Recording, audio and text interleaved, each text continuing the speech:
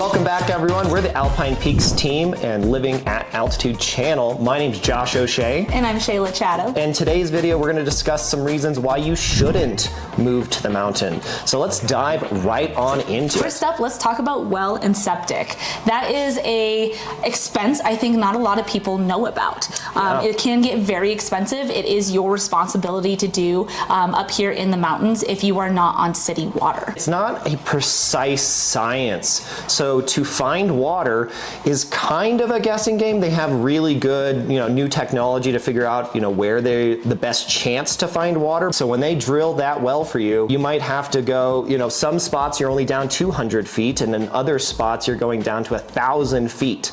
That is a lot of piping that you're going to need to get that well to produce the amount of water that is at least required by the state to have a minimum flow rate. That way you have, potable water inside your house. We also have a lot of chemicals that are naturally occurring up here that can go into your water, which makes your water sometimes hard water. If you know what that means, it just means there's a lot more minerals in your water, and that can cause a lot of staining in your glass, dry skin. I have copper pipes in my house, so that hard water over time will deteriorate that copper and I will spring a leak. The TV's leaking! There's a lot of negatives of having a well, and then there's a lot of negatives of having septic.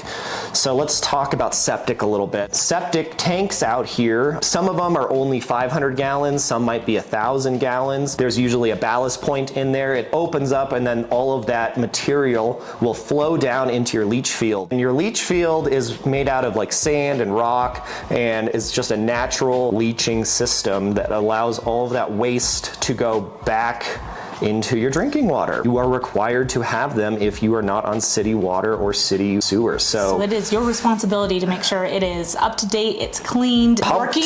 Yeah. It's pumped, yes. So a good rule of thumb is if you're putting in new well and septic, you're probably 60,000 and up, and that should just be a cost that you need to consider when you're doing a new build.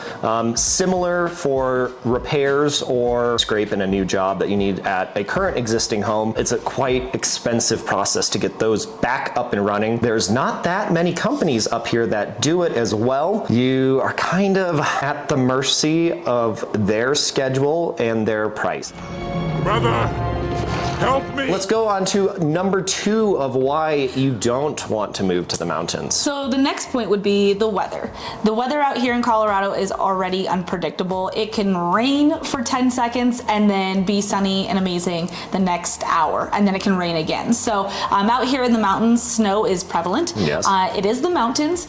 We do get a lot of snow. If that's something that you aren't confident driving in, confident living in, because you are going to have to plow your own driveways. This is going to be something that you're going downhill. You're probably having to buy an ATV to shovel out yourself just to get to your main road. If you're not willing to, put in the work in the wintertime and get yourself out, maybe the mountains isn't the best for you during the wintertime. Yeah. And it might be something that you can like from afar, like in the foothills. There are a few companies that you can hire that will plow out your driveway, but it is kind of a first come, first serve situation. There are some Evergreen companies as well that can come plow you out. Sometimes you get a friendly neighbor, you pay them $100 and they'll plow out your driveway.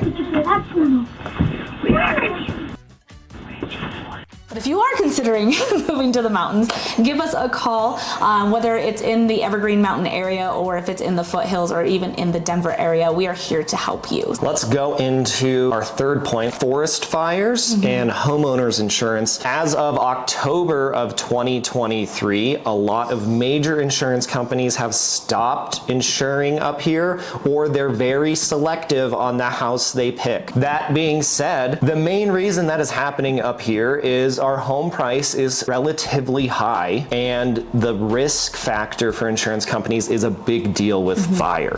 Forest fires in Colorado, it's gonna happen.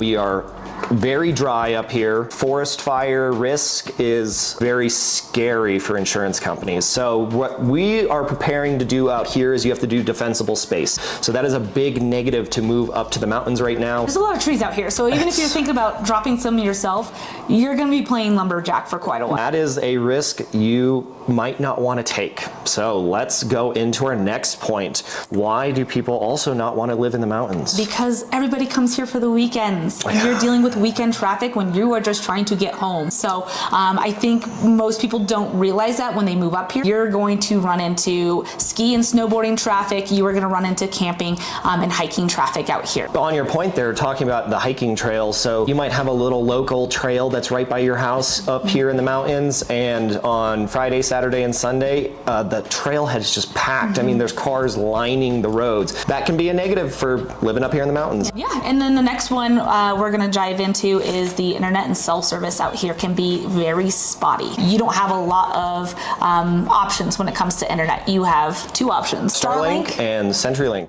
If you work remotely like we do, it can be a little annoying. That is something that's a big negative. Kind of consider, if you're making that move, where you want to locate yourself and base it off of your internet and cell service. Just be aware of where you want to move to. Let's talk about another negative for living up in the mountains. The wildlife. It's beautiful up here. You know, you're going to see a deer in your front lawn. And so being, I guess, conscious of the wildlife that lives up here because they were here first. Give me that dog! So don't be punting deers. An elk is really going to mess up your car, so don't hit an elk. Your animals do have a real chance at being targeted by wildlife.